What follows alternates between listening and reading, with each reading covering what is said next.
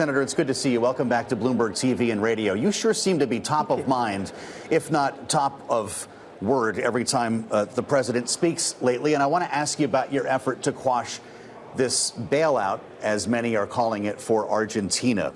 President said today, this is a direct quote, "Just helping a great philosophy take over a great country. We don't have to do it," he said. "It's not going to make a big difference for our country." How many Republicans, how many America First Republicans did you get to sign on? Yeah, you know, you ask exactly the right question. Donald Trump ran for office proclaiming he would do America first.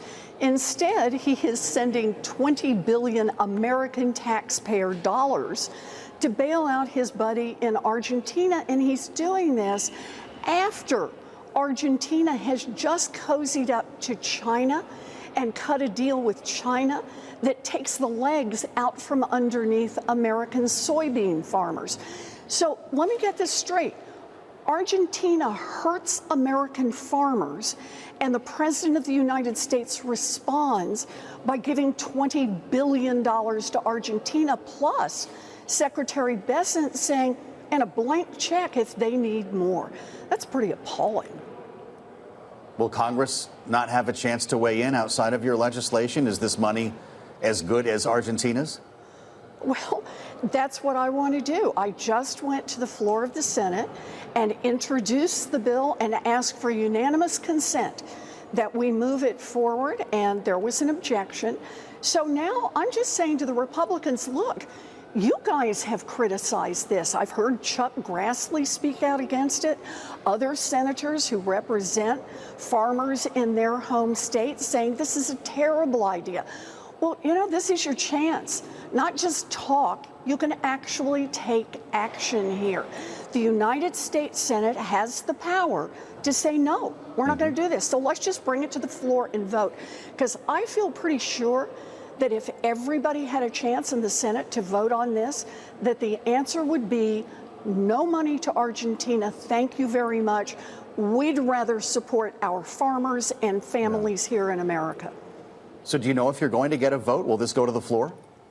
You know, the person who determines that is the Republican leader, not the Democrats. So all I can do is keep raising the alarm about this and asking people all over this country to let the Republicans know that we want to vote on this. We want to put a stop to this. You know, the American soybean farmers have really been hurt, and American farmers who are growing other crops have been hurt as well. Because when Donald Trump has done this, tariffs on, tariffs off, 100% tariffs, 50% tariffs, 20% tariffs, many, many buyers of those agriculture products who our farmers spent, some of them have spent decades developing those markets and those relationships.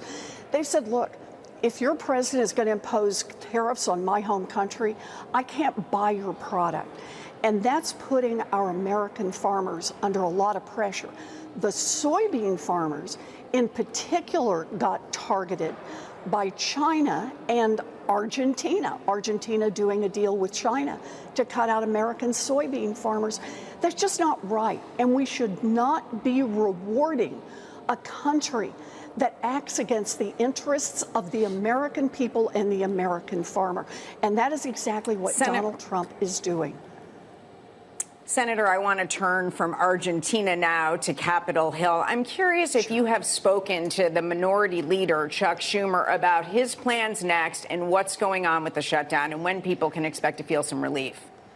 So I don't talk about private conversations, but let me put it this way. Democrats are really clear about what we're asking for. We want the Republicans just to roll back those cuts that are going to knock 15 million Americans off their health care coverage and drive up insurance costs for tens of millions more Americans. That's all we're asking for here. And the Republicans right now literally will not even sit down and negotiate. The House is out for its 4th week of vacation, so they can't even be here to vote. And the Senate just says no talking. You know, that's not how it works in a democracy. We're fighting to try to help Americans be able to afford their health care. And I want to be clear, I'm not defending the American healthcare system. I think it's badly broken. But what Trump is doing to that system, along with the Republicans, is they're going to take a creaky, barely functioning system and just smash it apart. And that ultimately is going to hurt everybody in this country. And we're just trying to push back. Say, just give people back the coverage they had back in June. We're not trying to rewrite the whole system. We're not spending any additional money. Just give people what they had a few months ago before Donald Trump and the Republicans passed that one big, beautiful bill. Senator, I do want to turn to your home state of Massachusetts right now in the short time that we do have left. President Trump saying today he was very critical of the Boston mayor, in fact, saying at one point that he would consider pulling the World Cup games from Boston. Of course, that is something that is up to the head of FIFA. However, are you concerned that Boston could be the next target for National Guard troops? You know, let me just start by saying what a terrific job Michelle Wu, who is mayor of Boston, is doing. In fact, she just won in the primary for her reelection, which comes up in November, by 49 points, so much so that her opponent dropped out. So the people of Boston really seem to think that she's doing a pretty terrific job. And given that Boston has the lowest crime rate of any major city in America, that Michelle Wu has done more on affordable housing and to put more, create more child care slots, really tells you why she is much respected and often much loved in the city of Boston.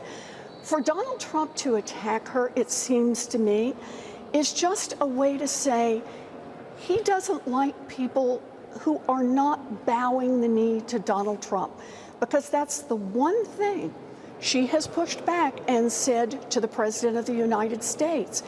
If you want to help make Boston safer, then send us some better gun safety laws nationally. We're doing a good job here in Massachusetts, but help us out nationally so guns don't get imported from elsewhere. Help us with health care. Help us with housing. Those are the things that will help make Boston an even better city. Donald Trump doesn't like anyone who doesn't bend the knee. So frankly, I'm not surprised that he's trying to pick some kind of fight with Michelle Wu, but I don't think it's going to work. You know, he did say, Senator, that he thought that the mayor was, in fact, intelligent and smarter than some of the other mayors. For what it's worth, I put that out there. He was being asked about these street takeovers that have taken place, the pro-Palestinian protests that have in some cases been pretty large scale in Boston. I'm just wondering, what would be your response, and what should be Governor Healey's response if Donald Trump decides that your hometown is next for National Guard troops?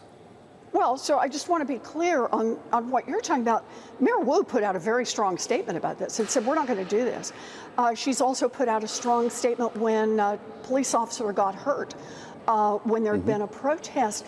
Look, everybody has problems, things happen, but that's why we have our local police, that's why we have our state police, and they are doing an excellent job.